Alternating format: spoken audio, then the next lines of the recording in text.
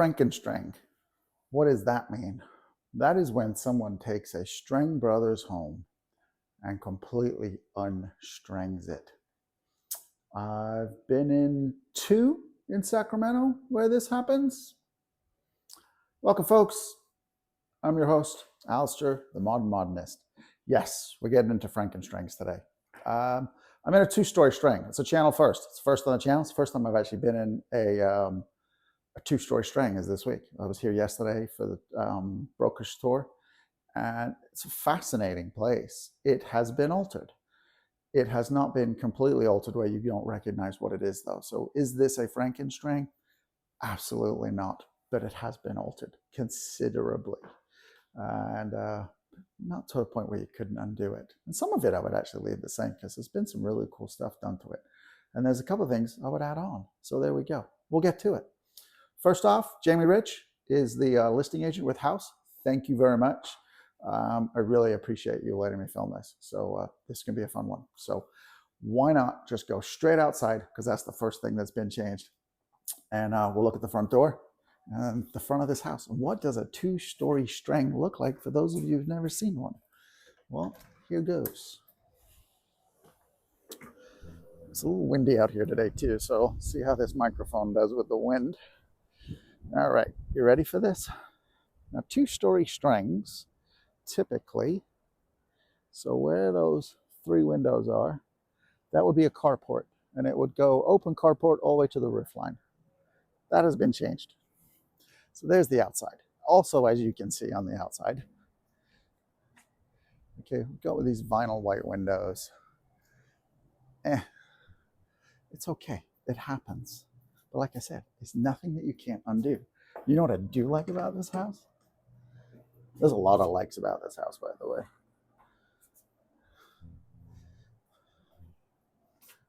I do like the front door. I don't know if you can see that in the shadows.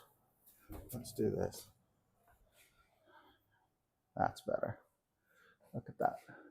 I really like that front door. That is very cool. Something I do like about this house is right over my shoulder, right there. So my grandfather, mom's side, used to collect grandfather, grandmother clocks. They're basically part of his retirement plan. And then when he retired, he made money, he'd sell one off. And so I remember their house as a child. There was just one hallway and it was just lined with clocks. There was that many. But anyway, kind of cool. I like old furniture. I'll say old furniture. I like furniture so like Tudor in a Victorian in a mid-mod, like one piece. I like that. Kind of sets the pace. I really do. I like it a lot. All right. So this, see those 3 windows? That used to be a carport. So at some point, this wall just went straight down that hallway and there would be a doorway here into the carport. But it's been changed into a living room.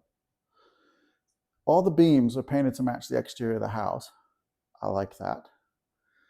And then across here, see, so this, whoever did this house, apparently it's not the current sellers, but they at least got, like, you know, built-in furniture.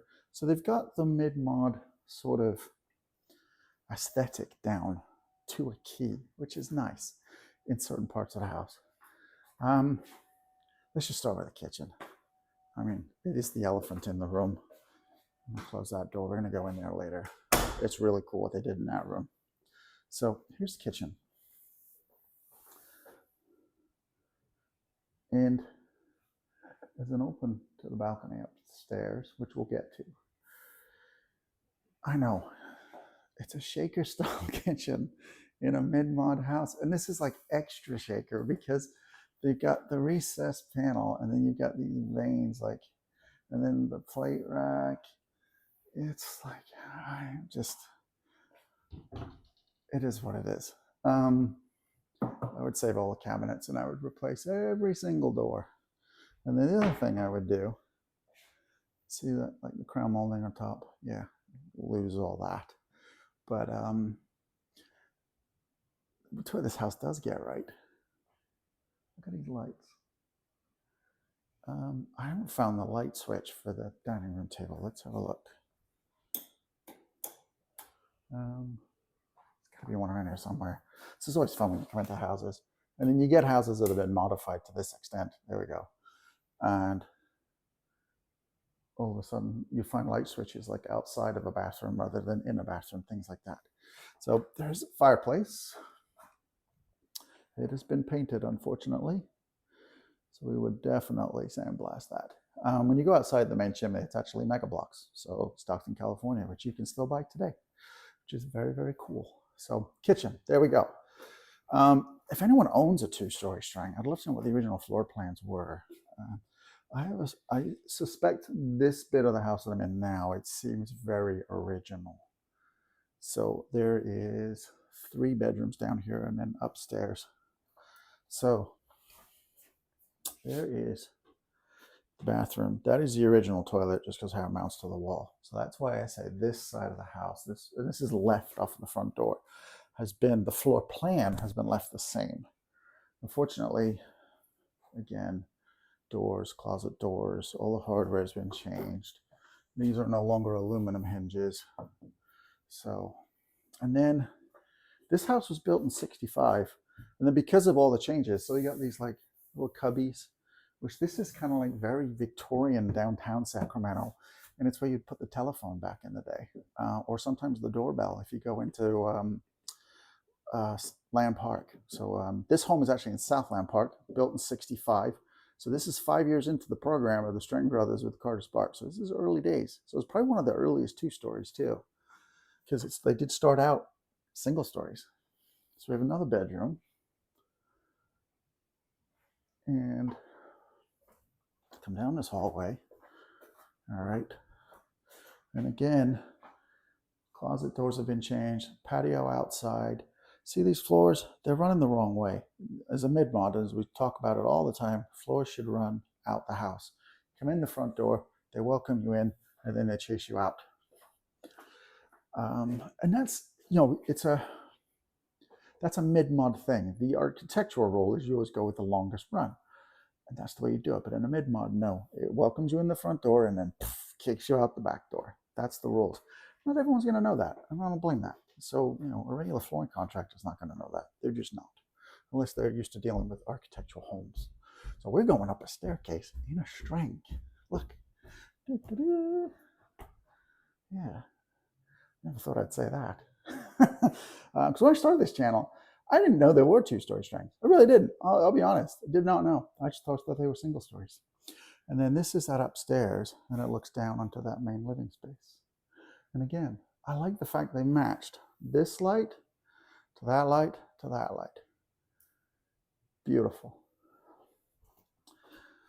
So we're going to go, this upstairs has been basically turned into a master suite or primary suite. There's no reason to, I just come up here, you'd stay up here. But again, see the floors? Yep, because look, there's a slider and even the deck. They should just all run straight out. But the beams, there we go. They're all the same color. They've been matched. I love it. There's quite a bit of attention to detail. And then as we come in, so there's your primary bedroom. Left is a closet. That then looks down into the front door living room. Again, these lights. That is probably my favorite chandelier I've seen all year. That is superb. That is just amazing. Love it. See these beams? So cool. And this closet, yep, it needs some lighting, but it's a closet. And it's walk-in, and it's actually kind of big. And then you come off of this primary bedroom, you walk down through this door, there is the bath. Same thing. This bath is the original location. It has not moved. I can tell by the toilet.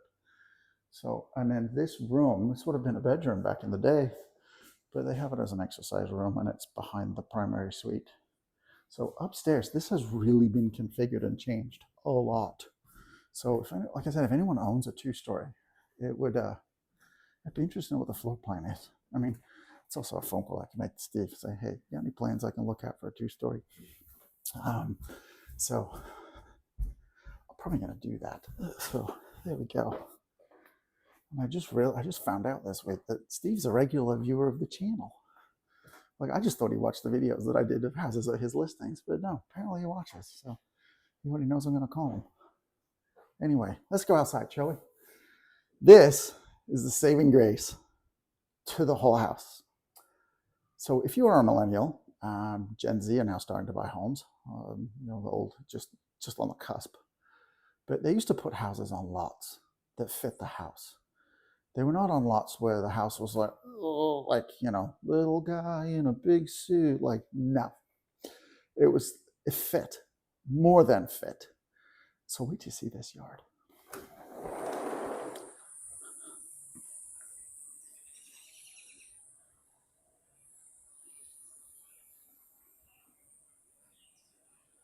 And there is more. And there's your mega block. So back in the day, you didn't just have one shed. You could put 2 sheds on a property and a garden, a picnic area, a fire pit, a pool, a hot tub, and a little bit of lawn and space back there for fruit trees and gosh knows what. What a novel idea. I mean, if you needed to borrow something, you literally had to go knock the door of your neighbor, not just stick your window out and be like, hi, can I borrow this? And then just pass it through a window. Crazy. Let's take a walk. It is just, I mean, with a yard this size, I like pools you do laps in. This would be a bit of a struggle. It's kind of an odd shape. And there's a bench down here. That's definitely a relaxing chill pool, not gonna lie. And then there's a hot tub. So you could probably have that nice and hot, this on the cool side. And now you've got a cold plunge pool too. But look at this. This is absolutely superb. So there's this little shed back here. And I talk about these a lot on the channel. I'd always match look at the back of this house. See? It is just,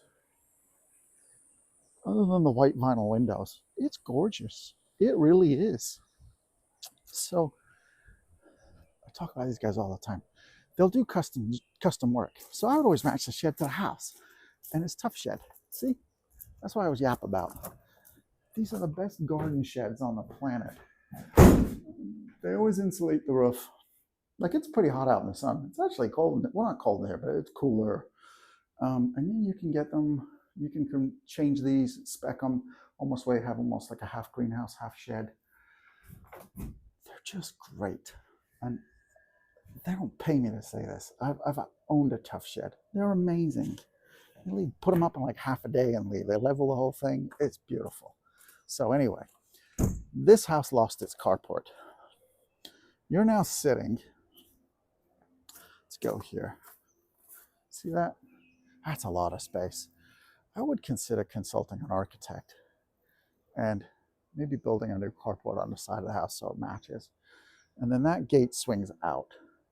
I would somehow reconfigure that fence and make it electric so it slides along the fence, either on the back side or the front side. And then you have an electric gate and you can pull your cars in, they're off the street and they're secure. That's what I would do. And you look at this. That's a lot of solar, folks. You see a house that size, you don't see that many panels usually. They could use a good wash when you move in. I would definitely do that on this. But yeah, I like this house. I know a lot of you people come like, oh, so why do you get so excited about Strengs? I just do. I like them. It is what it is. It's locked doors. Okay, we have a room that we haven't shown you yet. And like I said, I suspect from this wall, so there's the front door. When you walk in, so this wall here, I suspect, is the same all the way down. And that side has never been changed. I suspect kitchen, obviously this room, because I used to be a carport, and back here, this lower floor plan has been completely reconfigured. Same as upstairs too, except for the bathrooms. I believe a lot of walls have been moved.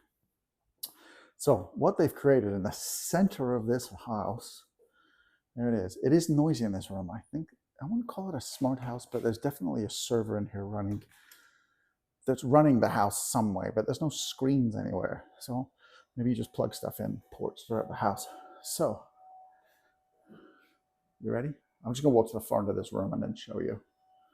And then ignore that whine if my microphone's not muffling it out. So we came through that door. That's what's making all the noise. And there's a ton of cables in it. There is your washer dryer. There. This, ta-da, that is a hot water heater, tankless. Yes, certainly seeing more tankless these days. I haven't really seen a tankless with an expansion tank. That's a good thing. So this is wall of cabinets, right? I was poking through. I was like, what are you going to keep in these cabinets? This is a good one. Well, wine. And not only that, oh, I like them apples or grapes. This is a cool house. It is. Am I in agreement with how it's been changed? No, of course not. Not at all. But you could move in and you could right the wrongs. You could also just leave it the way it is. I would right the wrongs. I just would. That's me. So this house here, like you got these corners. These would be sharp corners. These would not be rounded. This would take time and money to make square again. I would smooth the walls. It's textured, but I would do it. I really, really, and truly, truly would. But it's a cool house. It's a Streng. It's 2 stories. Like I said, the floors, they're run the wrong direction. I would fix that. So the bills are going to pile up, but you could live in it as it is and be perfectly happy. And somebody might very well do that. They really would. If someone was to buy this and they were a Streng fan, no, they would undo it. They would change it. And so the question begs is this, because I get it all the time. I love that view. Look at that. Boom. That's nice. And I love the fact I don't have a microphone because I could do this and step away from the camera and talk. So why does this happen? Why does stuff get Frankenstein? It's not that bad. It's actually, the workmanship's really good. It's beautiful. So there's that. That's a good thing. Prior to 2007, in the Sacramento market, when I've only been an agent, well, I say only, but I've been 4.5 years. It's racking up. It's like, wow, where'd the time go? But anyway, I talked to agents that were agents back then, and prior to 07, get into the late 90s, early 2000s, nobody wanted mid-mod. Price-wise, they were anywhere from 10 to 20% lower than a house in the same neighborhood, same footprint, same square footage, same bedroom, same toilets, garage, but nobody wanted mid-mod. They didn't want them. They sat 2x, 3 times as long on the market, I've heard, and pricing 10, 20. I did have one agent tell me about 30% lower than a comparable house in size and neighborhood. Nobody wanted them. So what changed? What happened? A TV show. I suggest you watch it. It is all about the mid-mod. It's all over mid-mod. It's called Mad Men, and it's about the advertising agencies in the 1950s and the 1960s. And it was as the mid-mod movement, style, design, tastes, culture hit the United States and infiltrated advertising, which means it infiltrated everyday products that we buy and use. And they use actual brands in the show. The introduction of the Jagger E-Type in '61, which was very contemporary and mid-mod for its time. I believe airlines, they used American Airlines. American Airlines had the longest logo of any corporation without it ever being changed. I think it was 51, 52 years. It was just recently changed a couple of years ago during COVID. That logo there's a lot of history behind that logo. It was Massimo, which is a husband and wife team out of Italy, I believe they're from. They came up with Helvetica, which is the font used. They came up and designed Helvetica font, also is what's on the New York City subway system, which is considered to be the most easy to read public transportation signage of anywhere in the world. Other transportation cities or agencies have used it. So the London Underground, it just infiltrates everywhere. So mid-mod's everywhere in our lives. It really and truly is. And so that's why I guess I get so passionate about it, and that's why I like it, because I think it's just pretty cool how culturally it started in Bauhaus in Germany with Bauhaus designs, They unfortunately were exiled out of Germany. They landed in the United States. They were in Southern California, Illinois, also Detroit, that area, part of the country, and then obviously in the Northeast, Boston, in actual fact, because that's kind of where they all landed. And because you got 3 spots right across the United States, so I think it's almost like they cut the country in thirds, and then mid-mod just spread, and here we are. We have it today, and now mid-mods, people want them. People pay a premium for them, and here in Sacramento, we're approaching we're over 70 years. I mean, trying to think now, the earliest mid-mods that I've come across here in Sacramento is Randy Park's 1953. So what are we, 40, just do some math on camera now, don't I? 47, 57, 67, so 72 years. In America, that's old. In England, my homeland, you're like, oh, the home warranty's still good. So that is what it is. It's an old house to Americans. But there we go. So there is a little bit, I know, winding on, but it's a little bit of history about mid-mod. And you also know now why I tend to get a little bit excited about mid-mod. It's something I am very, very passionate about. So there we go, folks. Jamie Rich, listing agent with House. Thank you. I really cannot thank you enough. I know we spoke yesterday. You were a little bit nervous I was going to trash the house. No. But to make it a mid-mod, it needs some undoing. But I like it. I really do. It's a great property. This will be a good house, folks. And if you do want to tour it, give me a call. I'll show it to you or write an offer. Should be fun. Anyway, folks, once again, my name's Alister, your host, the Mod Modernist. Be good to each other, humans.